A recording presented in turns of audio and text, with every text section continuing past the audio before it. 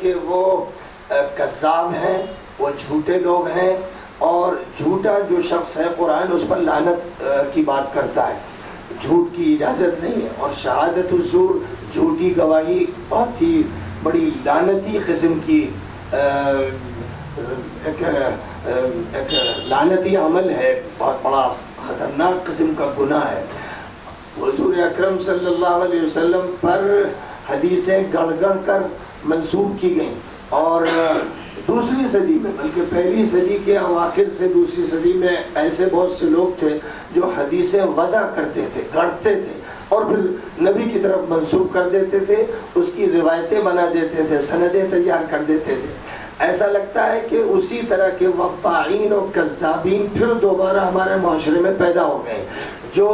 روایتیں گڑھتے ہیں، چیزیں تراشتے ہیں، منسوب کر دیتے ہیں۔ میری جو باتیں بھی ہیں وہ سب ریکارڈڈ ہیں ماشاءاللہ، وہ یا تو کتاب میں ہے یا تقریروں میں موجود ہے، اور پوری امت کو میری دعوت ہے کہ کسی بات پر کسی کو اشکال ہو، جب چاہے وہ مجھ سے بات کر لے، فون پر بات کرے، ای میل سے بات کرے، آ کر بات کرے، اور وہ پوچھ لے مجھ سے کہ بھائی آپ کیا چاہتے ہیں یا آپ کیا کہتے ہیں۔ میں ہمیشہ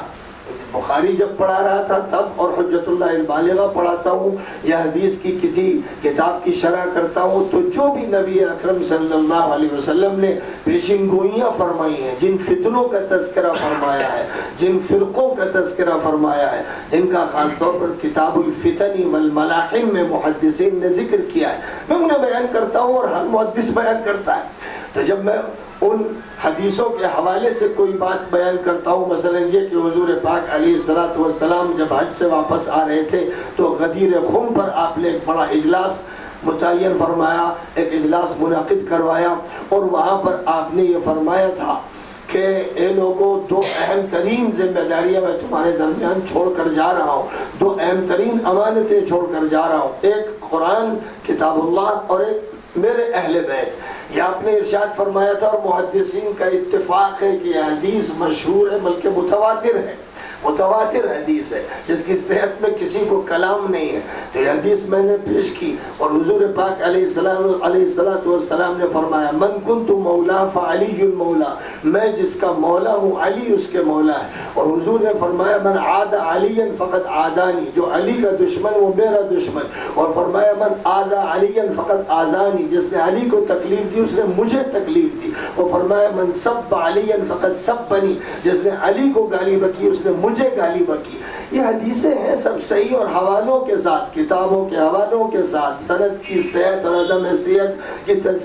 کی تفصیل کے ساتھ میں نے ان کو بیان کیا، اور ساتھ ساتھ وہ کہ ان عمارا تقتلہ الفئۃ الباغیہ، تمام محدثین کے نزدیک معروف و مشہور حدیث ہے، اور اس پر کلام ہے بڑے بڑے محدثین کے، وہ شروع میں موجود ہے اس کا تذکرہ۔ یا مثلا ستکون الخلافۃ بعد 30 سنة ثم ملک عضوض ثم جبریت وعتوب، 30 سال میرے بعد خلافت رہے گی، پھر ظالمانہ بادشاہت ہوگی، پھر جبر ہوگا، قہر ہوگا، سرکشی ہوگی۔ یہ حدیثیں ہیں اور صحیح حدیثیں ہیں۔ جب میں ان کو بیان کروں تو اگر کوئی چڑھ رہا ہے تو اس کا مطلب وہ ناصبی ہے۔ دو قسم کے لوگ ہیں جنہوں نے امت کو تباہ کیا، ایک رافضی اور ایک ناصبی۔ رافضی وہ ہیں جو ابوبکر کو، عمر کو، عثمان کو گالی بکتے ہیں، تال و تشنیع کرتے ہیں، حضرت عائشہ پر الزام لگاتے ہیں، یہ رافضی ہیں، مردود ہیں، شقی ہیں، بدبخت ہیں۔ اور جو علی کو برا کہتے ہیں اور علی پر ترجیح دیتے ہیں، ان کے مقابل کو وہ ناصبی ہیں، وہ علی کے دشمن ہیں، وہ حضور کے بالواسطہ دشمن ہیں۔ ان دونوں کو پہچاننا ضروری ہے۔ امت میں گڑبڑ یہ ہو رہا ہے کہ رافضی کو تو ذکر کیا جاتا ہے، ناصبیوں کا تذکرہ نہیں ہوتا ہے، اور وہ اہل سنت میں گھسے ہوئے ہیں۔ تو جو لوگ اس طرح کی بات آج کر رہے ہیں، میں یہ سمجھتا ہوں کہ وہ چاہے شعوری طور پر یا لاشعوری طور پر ناصبی بن گئے ہیں اور وہ غلط حلقے میں چلے گئے۔ ان کو چاہیے کہ بخاری، مسلم، ترمذی، نسائی اور دیگر کتابوں کے کتاب الفتن والملاحم کا مطالعہ کریں۔ اور جن لوگوں نے مجھے یا ماضی میں بھی کسی کو ان احادیث کے بنیاد پر یہ کہہ دیا کہ صحابہ کی شان میں گستاخی کر رہے ہیں، وہ بڑے مجرم ہیں، بڑے بدبخت لوگ ہیں، خدا کے سامنے ان سے جواب طلب کیا جائے گا، اور مجھے یقین ہے کہ وہ حوض کوثر پر حاضر نہیں ہو سکیں گے۔ یہ میں علی الاعلان کہتا ہوں۔ وہ جھوٹ بولتے ہیں، وہ جھوٹ بولتے ہیں، جھوٹی روایتیں منسوب کرتے ہیں، انہیں شرم نہیں ہے اور اپنے اختتام کا، اپنے خاتمہ بالخیر کا ان کو فکر نہیں رہ گیا، اس لیے میں انہیں متنبہ کرنا چاہتا ہوں۔ اب رہ گئے ادارے، جتنے بھی ادارے ملت میں ہیں، دیوبند سر فہرست ہے اور وہ ہماری عظمتوں کا سرتاج ہے،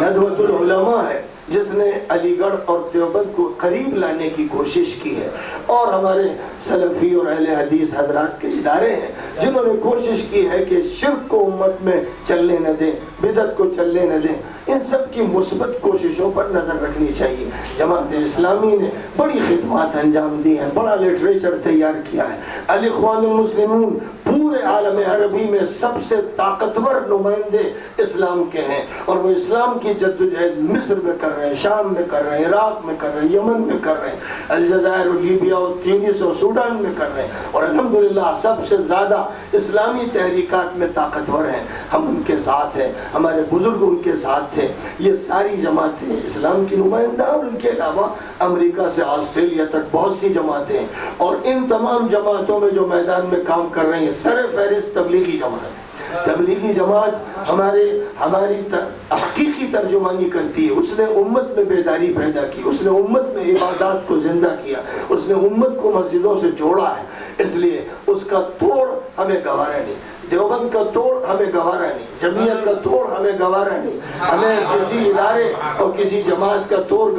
گوارا نہیں۔ ہم چاہتے ہیں کہ سب مل کے رہیں، محبت سے رہیں، ایک دوسرے کا اکرام ہو، ایسا لگے جیسے ایک خاندان کے لوگ ہیں، ایسا لگے جیسے سب کے سب بھائی بھائی ہیں، اور سگے بھائیوں سے بھی زیادہ آپس میں محبت رکھتے ہیں۔ یہ ہمارا مقصد ہے۔ ہمارے خلاف جن لوگوں نے بھی باتیں کی، میں علل اعلان انہیں معاف کرتا ہوں، اور ان سے درخواست کرتا ہوں کہ اپنے موقف پر رجوع فرمائیے، اپنے موقف کی غلطی کا احساس کیجیے اور امت میں انتشار نہ پیدا کیجیے۔ ہم سب کو مل کر تمام مدارس اور جماعتوں کا ایک مشترک اجلاس کرنا چاہیے۔ ابھی جو تجویز آئی کہ شوال میں انشاءاللہ ایک بڑا اجلاس عیدگاہ میں کیا جائے گا، جس میں دیوبند کے لوگ، علی گڑھ کے لوگ، ندوے کے لوگ اور مذاہب علوم کے اور